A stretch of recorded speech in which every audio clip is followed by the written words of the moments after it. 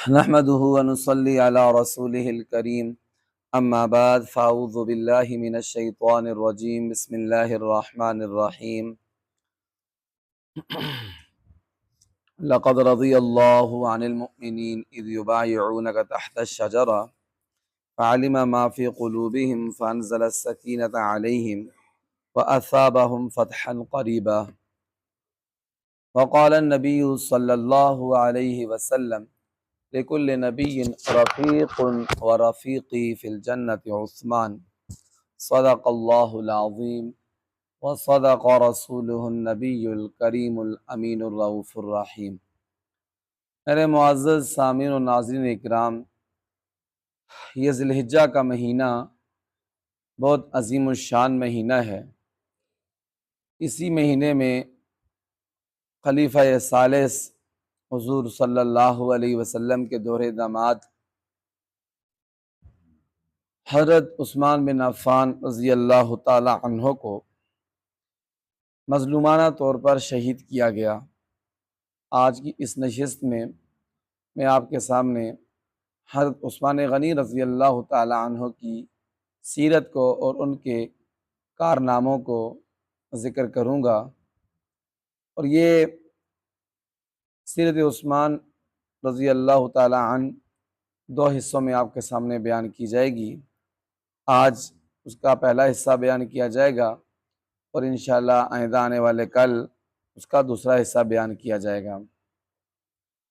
ये हम सहाबा इकराम की सीरत को इसलिए बयान करते हैं और सुनते हैं ताकि उनके कारनामे हमें मालूम हो और हम उनके नक्श कदम पर चलने की कोशिश करें। दूसरा, उनकी मोहब्बत हमारे दिलों में रच और बस जाए, इसलिए कि उनकी मोहब्बत ईमान का मेयार है और उनकी मोहब्बत जुज़्वे ईमान है। हज़रत उस्मान गनी रज़ी अल्लाह ताला अन्हो का नाम उस्मान, कुनियत अबू अब्दुल्ला अबू आमिर, लक़ब ज़ुन्नूरैन है। आपके वालिद साहब का नाम अफ़ान और वालदा का नाम अरवा था। दोनों की तरफ से आप रज़ी अल्लाह ताला अन्हो का सिलसिला नसब पाँचवीं पुश्त में प्यारे नबी हज़रत मोहम्मद मुस्तफ़ा सल्लल्लाहु अलैहि वसल्लम से जा मिलता है। उमवी ख़ानदान से आपका ताल्लुक़ था और उमवी ख़ानदान ऐसा कुरैश का ख़ानदान था कि जिसके पास कौमी अलम इक़ाब भी था और उसी उमवी ख़ानदान के पास कुरैश के सिपह सलारी का मनसब भी उन्हीं के पास था, यानी लश्कर का सरदार होना, फ़ौजी लश्करों की कमांड करना, ये भी उमवी ख़ानदान के पास था।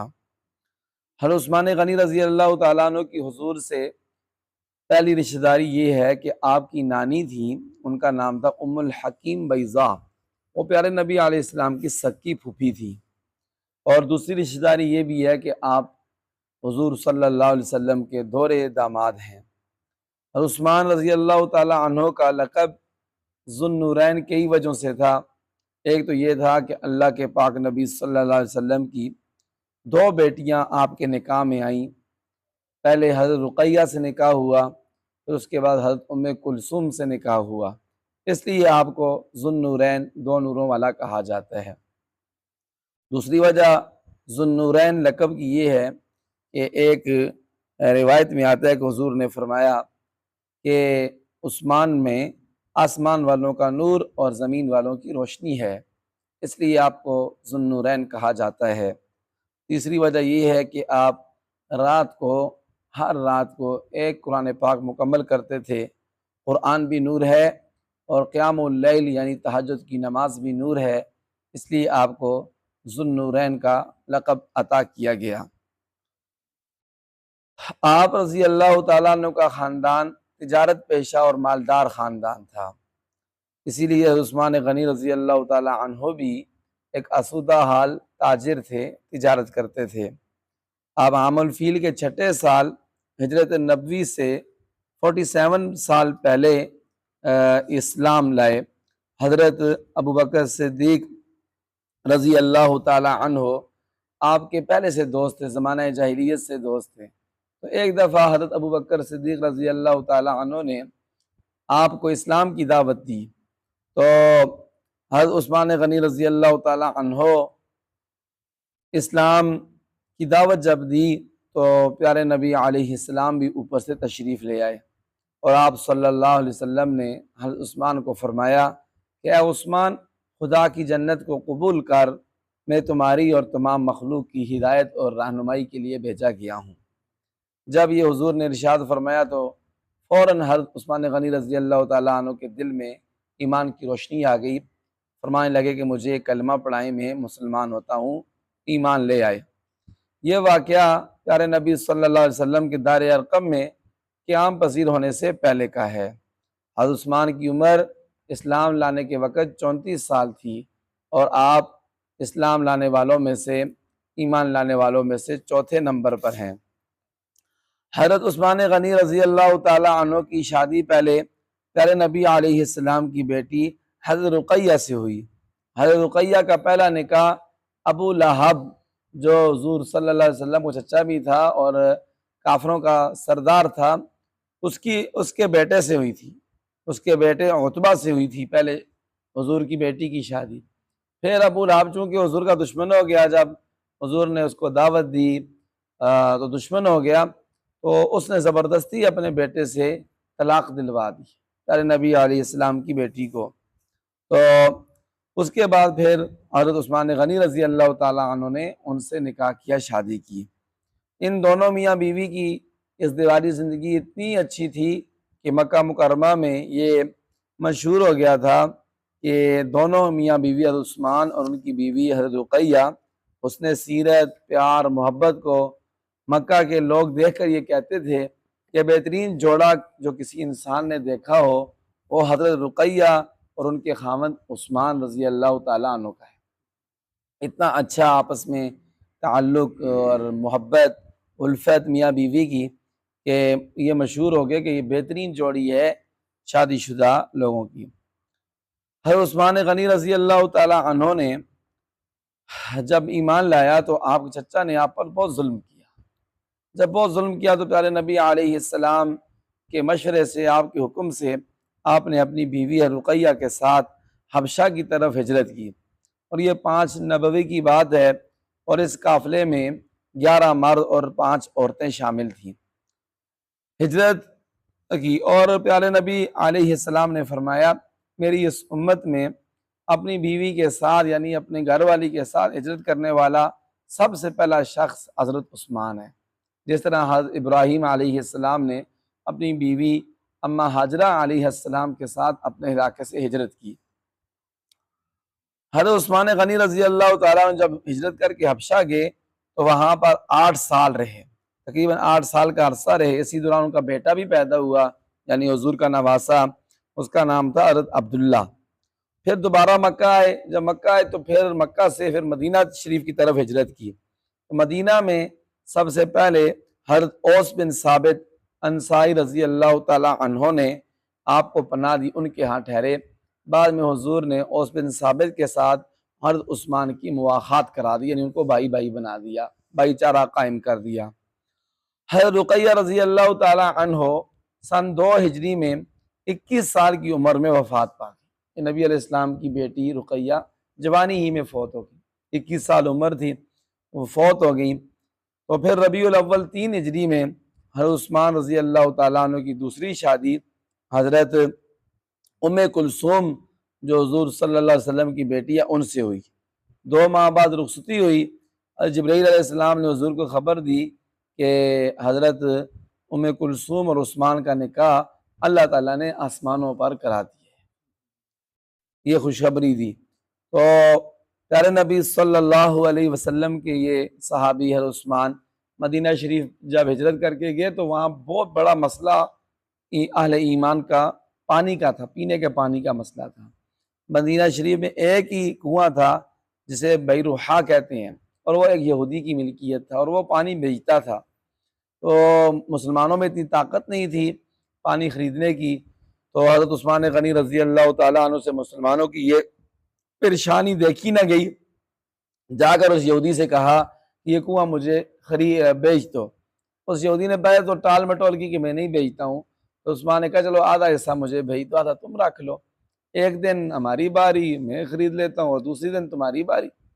उसने समझा कि ये भी कारोबार करेंगे पानी का, ठीक है जी, पानी बेचेंगे। जैसे लोग आजकल ये शुरू किया है, मतलब यहूदियों ने, ईसाइयों ने शुरू किया था कि पानी बोतलों में बंद करके लोगों को पानी भी बेचते हैं, पानी भी लोग पैसों का खरीद कर पीते हैं। तो वो यहूदी भी पानी बेचता था, तो उसने समझा उस्मान भी पानी बेचे। उस्मान ने ऐसे किया कि 12,000 दिरहम उस वक़्त दिए उसको। कितने? 12,000 दिरहम देकर आधा कुआं खरीदा। तो जब उस्मान की बारी होती तो उस्मान ऐलान कर देते थे कि सारे आले ईमान इससे पानी भर कर ले जाए मुफ्त में और जाकर पिए। तो उसके बाद फिर ऐसे हुआ कि यहूदी का लाजमी बात है, एक दिन पानी मुफ्त मिलता था, एक दिन पैसों का मिलता था। तो लोगों ने ऐसे किया, जिस दिन मुफ्त मिलता था उस दिन पानी भर लेते थे। उस दिन यहूदी मक्खियाँ मारता रहता था, उसके पास कोई गाहक नहीं आता था। तो उसने तंग होकर उस्मान को फरमाया जो दूसरा हिस्सा रहता है ये भी खरीद लो। तो उस्मान रज़ी अल्लाह ताला अन्हु ने 8,000 दिरहम का जो दूसरा हिस्सा रहता वो भी खरीद लिया। तो कुल 20,000 दिरहम का वो कुआं खरीद कर अहले ईमान के लिए वक्फ कर दिया। ये उस्मान गनी का एक बहुत बड़ा कारनामा था, अल्लाह ताला कबूल फरमाए।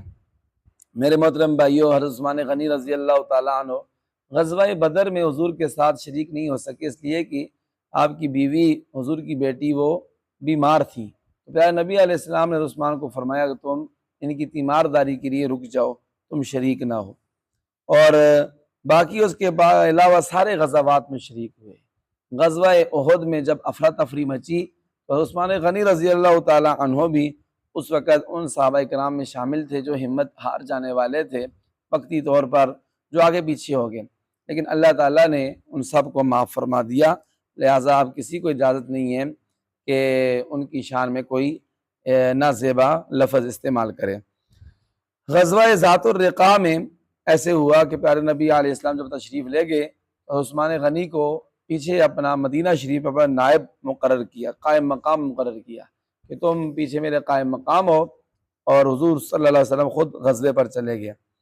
प्यारे नबी अलैहिस्सलाम ने हज़रत उस्मान गनी रज़ी अल्लाह ताला अन्हु को उस वक़्त जब सुलह हुदैबिया का वक़्त था तो अपना सफ़ीर बनाकर काफ़िरों की तरफ भेजा।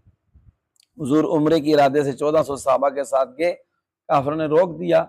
हुज़ूर ने मुज़ाकरात के लिए सफ़ीर बनाकर भेजा।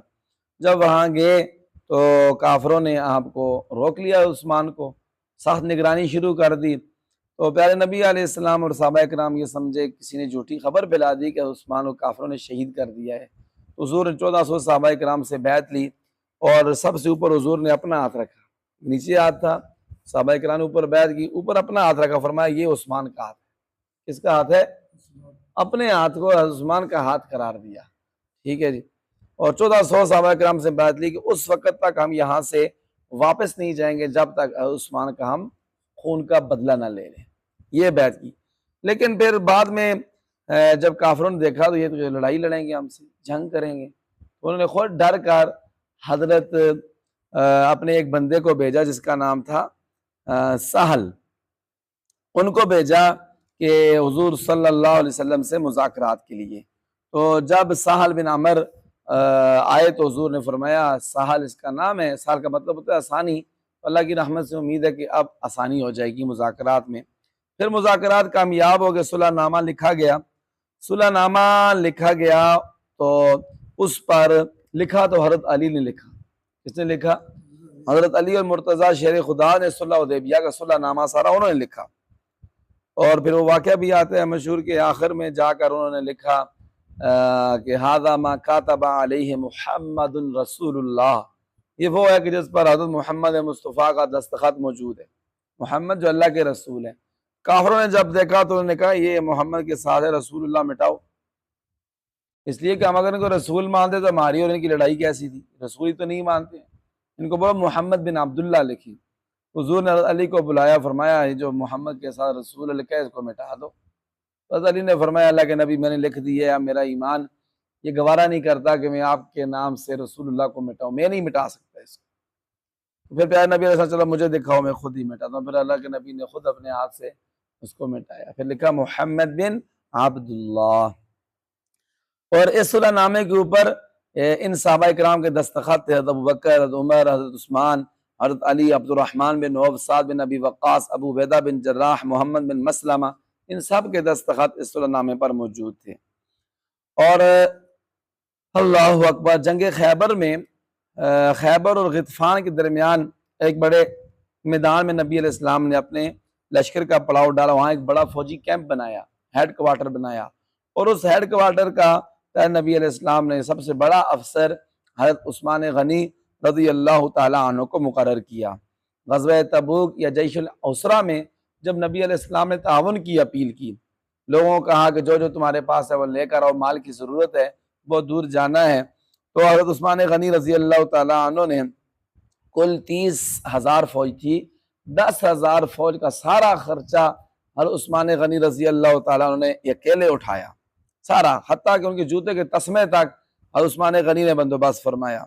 उसके अलावा 1,000 ऊँट, 70 घोड़े, 1,000 या 10,000 दीनार भी नकद आप सल्लल्लाहु अलैहि वसल्लम की खिदमत में जब पेश किए तो प्यारे नबी अलैहिस्सलाम उन दीनारों में ऐसे हाथ मारते थे, ऐसे उठाते फिर ऐसे नीचे फेंकते थे। तो फिर हुजूर साथ ये भी फरमाते थे, उस्मान ने आज ऐसी नेकी की है, इसके बाद उस्मान जो भी करे उसका कोई अमल उसको नुकसान नहीं पहुँचाएगा। ऐसे नबी अलैहिस्सलाम उनकी इस माली खिदमत से, राह खुदा में माल देने से इतने खुश हुए। हज़रत उस्मान गनी रज़ी अल्लाह ताला अन्हु हज़रत अबू बकर सिद्दीक़ के दौर में उम्महातुल मोमिनीन ने, हुजूर की बीवियों ने हज़रत उस्मान गनी को अपना नुमाइंदा बनाकर अबू बकर के पास भेजा। किस लिए भेजा कि जो हुजूर का तरका है, एक वो खैबर का कुछ हिस्सा था, वर्षा खैबर था, और उसका फदक के कुछ मतरूकात थे जो नबी अलैहिस्सलाम से रह गए थे, तो हुजूर का तरका था, तो कहा जी उसमें से हमारा हिस्सा दें। तो फिर अबू बकर सिद्दीक़ रज़ी अल्लाह ताला अन्हु को समझाया कि हदीस पाक है, नबी अलैहिस्सलाम ने फरमाया कि जो भी हम अंबिया किराम अलैहिमुस्सलाम छोड़ते हैं वो उसमें विरासत नहीं चलती है, बल्कि वो सदका होता है, वो आले बैत पर भी खर्च होता है और बाकी भी जो दीनी काम है उन पर खर्च होता है।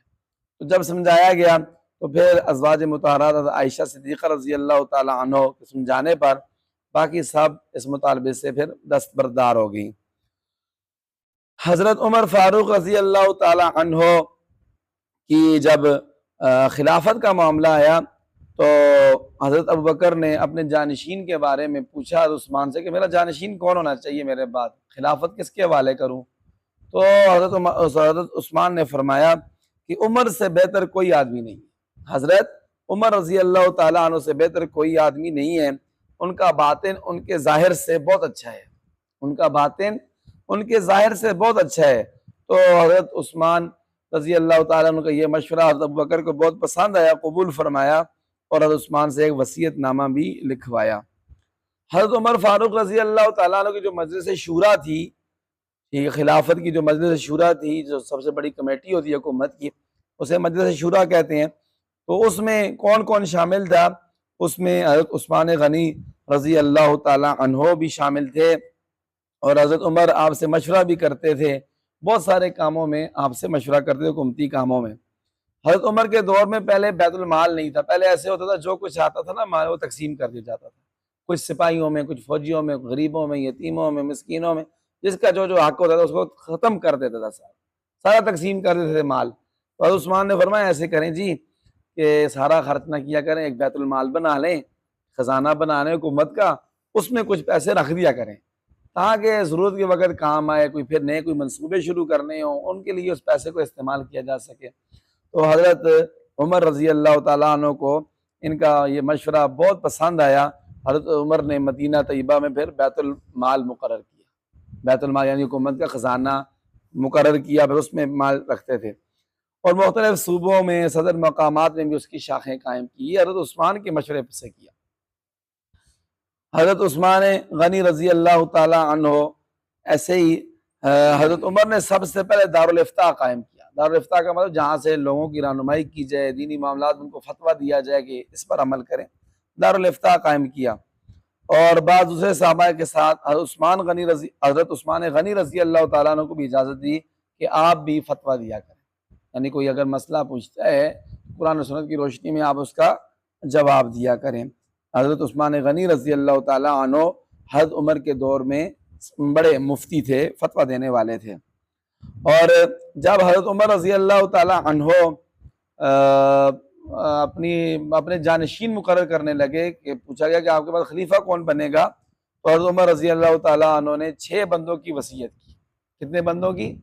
6 बंदों की। कौन कौन से 6 बंदे? फरमाया कि ये 6 बंदे हैं और इनके बारे में नबी अलैहिस्सलाम ने जन्नती होने की गवाही भी दी है कि ये जन्नती हैं। और उनके नाम कौन है? सबसे पहले हज़रत अली, हज़रत उस्मान, अब्दुर्रहमान बिन औफ, साद बिन अबी वक्कास, ज़ुबैर बिन अव्वाम, तलहा बिन उबैदुल्लाह, इन 6 को मुकर्रर किया। फरमाया मेरे बाद तुम मशवरा करके आपस में इन 6 में से किसी एक को खलीफा बना, इन 6 में से किसी एक को क्या करना? खलीफा बना देना। और जब वो खलीफा बन जाए, उस पर इत्तेफाक हो जाए, तो बस सारे उसकी मदद करना, सारे उसकी मदद करना। चुनांचे 3 दिन की मुशावरत के बाद, हज़रत उमर की शहादत के बाद, हज़रत उस्मान गनी रज़ी अल्लाह ताला अन्हु को खलीफा चुना गया। आप 3 मुहर्रम 24 हिजरी बमुताबिक 10 नवंबर 644 ईस्वी को 68 साल की उम्र में खलीफा बने। 2 कम 70 साल की उम्र में और उस्मान गनी रज़ी अल्लाह ताला अन्हु खलीफा बने। और जब खलीफा बने तो सबसे पहली नमाज असर की नमाज पढ़ाई। कौन सी? असर की नमाज सबसे पहले पढ़ाई। और उस्मान गनी रज़ी अल्लाह ताला अन्हु ने सबसे पहला काम ये किया, सारे गवर्नरों की तरफ, जो हुकूमत के बंदे थे उनकी तरफ ख़त लिखे और उनमें बताया कि ये जो हुकूमत का निज़ाम है और जो हमारी एक हुकूमत की पॉलिसी है, वो सारी उनके नाम जारी की कि इस तरह तो हमने अमल करना है इस पर। हज़रत उस्मान रज़ी अल्लाह ताला अन्हु के दौर में बहुत सारी फतूहात हुई। इसी तरह उस्मान गनी रज़ी अल्लाह ताला अन्हु के दौर में ईरान की फतह का आगाज़ हज़रत उमर के दौर में हुआ था, लेकिन मुकम्मल हज़रत उस्मान गनी रज़ी अल्लाह ताला अन्हु के दौर में हुआ, ईरान फतह हुआ। और उस्मान के आदे खिलाफत ही में बहरी जंग, यानी जो समुद्री जंग है, इसका आगाज़ हज़रत उस्मान की खिलाफत में हुआ और कब्रस और दूसरे कई जजीरे फतह हुए। आज़रबाईजान हज़रत उमर फारूक रज़ी अल्लाह ताला अन्हु के दौर में फतह हुआ था, लेकिन उन्होंने बगावत की तो दोबारा हज़रत उस्मान गनी रज़ी अल्लाह ताला अन्हु ने कूफा के गवर्नर वलीद बिन उतबा को कहा कि लश्कर कशी करें और इन आज़रबाईजान वालों ने जो बगावत की है उसको कुचल दें। तो उन्होंने हज़रत अब्दुल्ला बिन सबील बिन औफ को 4000 का लश्कर देकर रवाना किया। उन्होंने मोकान, बेरा, तिलसान फतह किया। खुद वलीद बिन उतबा ने आज़रबाईजान को तस्खीर कर लिया, यानी उनको उनकी बगावत को ख़त्म कर दिया। हज़रत अशास बिन कैस को वाली मुकर्रर किया गया। दोबारा फिर उन्हें जब बगावत की तो फिर अशस ने कूफा से मदद मंगवाई और बागियों का फिर सफाया कर दिया। तो ये आज़रबाईजान भी हज़रत उस्मान गनी रज़ी अल्लाह ताला अन्हु के दौर में फतह हुआ। इसी तरह हज़रत एक जगह थी जिसका नाम था रे, वो भी हज़रत उमर के ज़माने में फतह हुआ था। वहाँ के लोगों ने भी जब बगावत की तो हुज़ूर हज़रत उस्मान गनी रज़ी अल्लाह ताला अन्हु ने कूफा के उस वक़्त के गवर्नर थे हज़रत अबू मूसा अशारी, उनको ख़त लिखा कि वह हज़रत कुर्ज़ बिन काब अंसारी को एक बड़े लश्कर के साथ रवाना करके जो रे के लोगों ने बगावत की है उनकी बगावत को ख़त्म करें। इसी तरह इस्कंदरिया जो मिस्र के साथ है, अब आज भी मिस्र का एक शहर है, इस्कंदरिया नाम है उसका, तो ये भी हज़रत उमर के दौर में फतह हुआ था। बाद में फिर मिस्रियों ने मुआहिदा तोड़ा और बगावत की और इसी तरह हिरकल ने रूमी फ़ौजों से बड़े 300 जहाज, बाहरी जहाज रवाना किए, इस्कंदरिया पर कब्जा कर लिया उन्होंने। तो जो मिस्र के साबिक़ गवर्नर थे अमर बिन आस, वो मिस्र ही में थे। तो हज़रत उस्मान रज़ी अल्लाह ताला अन्हु को जब पैगाम मिला कि मिस्र पर दोबारा ईसाइयों ने कब्जा कर लिया है, तो 15,000 का लश्कर देकर उस्मान गनी रज़ी अल्लाह ताला अन्हु ने इस्कंदरिया पहुँचे और शहर पर जो फिर दोबारा कब्जा किया, उसको दोबारा इस्लामी सल्तनत में शामिल किया। इसी तरह अफ्रीका वो सारा उस्मान गनी रज़ी अल्लाह ताला अन्हु के दौर में फतह हुआ। जो अफ्रीका की जंग थी, उस जंग को हर्बुल इबादला कहा जाता है। क्या कहा जाता है?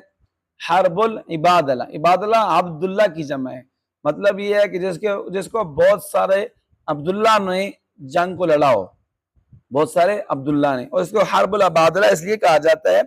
फौज के कई हिस्से होते हैं, एक दरमियान वाला हिस्सा होता है उसको कल्ब कहते हैं, एक आगे होता है उसको मुकदमा कहते हैं, एक दाई तरफ जो फौज का दस्ता होता है लश्कर के दाई तरफ उसको मईमना कहते हैं, एक बाई तरफ होता है उसको मैसरा कहते हैं। इस तरह फौज की लश्कर की तकसीम होती थी।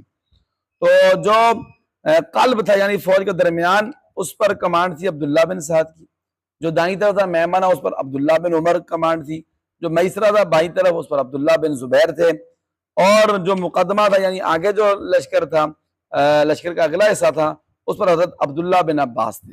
ये सारे अब्दुल्ला ही अब्दुल्ला थे, तो इसलिए इस जंग का नाम क्या पड़ गया फिर, हर्बुल इबादल्ला, यानी ऐसी जंग जो अब्दुल्ला ज़्यादा अब्दुल्ला के कमांड में जो है वो लड़ी गई। इस जंग में दुश्मन की जो फौज थी वो 1,20,000 थी और मुसलमान आले ईमान सिर्फ 20,000 थे। अल्लाह ताला ने फिर भी इनको फतह था। इसी तरह उंदलस, ये जो उंदलस है जिसको हिस्पानिया भी कहते हैं, उंदलस भी कहते हैं, आजकल स्पेन कहते हैं, यूरोप का मुल्क है स्पेन, ठीक है जी। ये भी हज़रत उस्मान गनी रजी अल्लाह ताला अन्हु के दौर में फतह हुआ। उस वक्त अंदाजा लगाएं कि कितनी इस्लामी फतूहात यूरोप तक सहाबा इकराम रिज़वानुल्लाह ताला अलैहिम अजमईन ने इस्लामी सल्तनत को फैला दिया। ये उंदलस इस तरह फतह हुआ कि हज़रत उस्मान गनी ने अब्दुल्ला बिन साद को हुक्म दिया कि वह हज़रत अब्दुल्ला बिन नाफे बिन हुसैन, हज़रत अब्दुल्ला बिन नाफे बिन अब्दुल कैस को उंदलस के लिए रवाना करें, उंदलस की फतह के लिए। ये दोनों सहाबा समुंदर के रास्ते उंदलस पहुंचे, साहिली इलाकों पर कब्जा किया। उंदलस और बर-ए-आज़म यूरोप पर लश्कर इस्लाम का पहला हमला खिलाफत उस्मानी में हुआ, पहला हुआ। फिर उसके बाद ऐसे हुआ कि जो शाम के अमीर थे उस वक्त हज़रत उस्मान के दौर में, वो हज़रत अमीर मुआविया रजी अल्लाह ताला अन्हु थे। तो हज़रत अमीर मुआविया को हुज़ूर ने खुशखबरी भी सुनाई थी। हुज़ूर ने एक हदीस पाक खुशखबरी भी सुनाई थी कि मेरी उम्मत का जो लश्कर सबसे पहले